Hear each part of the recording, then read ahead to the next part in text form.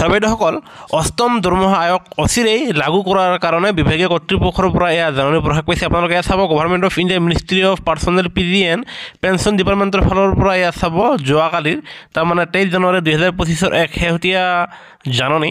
আৰু যিটো জাননী আপোনাৰ নেশ্যনেল কাউন্সিল JCMৰ ছেক্ৰেটাৰীলৈ শ্ৰী শিৱগোপাল মিশ্ৰলৈ পঠোৱা হৈছে আৰু য'ত আপোনাৰ কোৱা হৈছে যে আপোনাৰ কেন্দ্ৰীয় চৰকাৰে ইতিমধ্যে অষ্টম দৰমহা আয়োগৰ সুবিধা কৰ্মচাৰীসকলক দিব বুলি ঘোষণা কৰিছে আৰু যাৰ ফলত অষ্টম দৰমহা আয়োগৰ হেয়া আপোনাৰ কাম আপোনাৰ ফাইনেলাইজ হৈছেগৈ।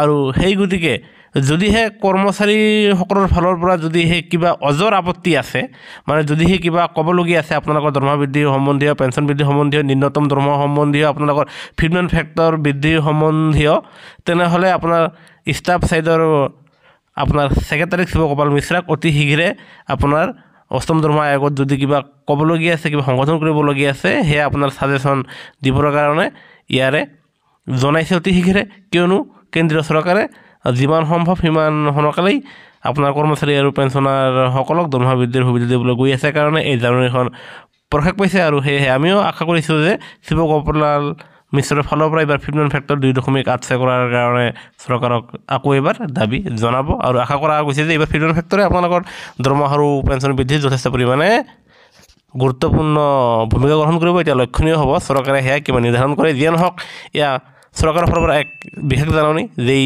জাননীৰ ভিত্তিত অষ্টম দৰমহা আয়োগৰ বিষয়ে যদি কিবা আছে সেয়া আপোনাৰ বিভাগক জনাব দিছে। সেয়েহে কৰ্মচাৰী পেঞ্চনৰ প্ৰতিটো শেহতীয়া খবৰ বাবে আপোনালোকে নিশ্চয় আমাৰ ফেচবুক পেজটো লাইক কৰাৰ লগতে আমাৰ চেনেলটো ছাবস্ক্ৰাইব কৰিবলৈ নাপাহৰিব।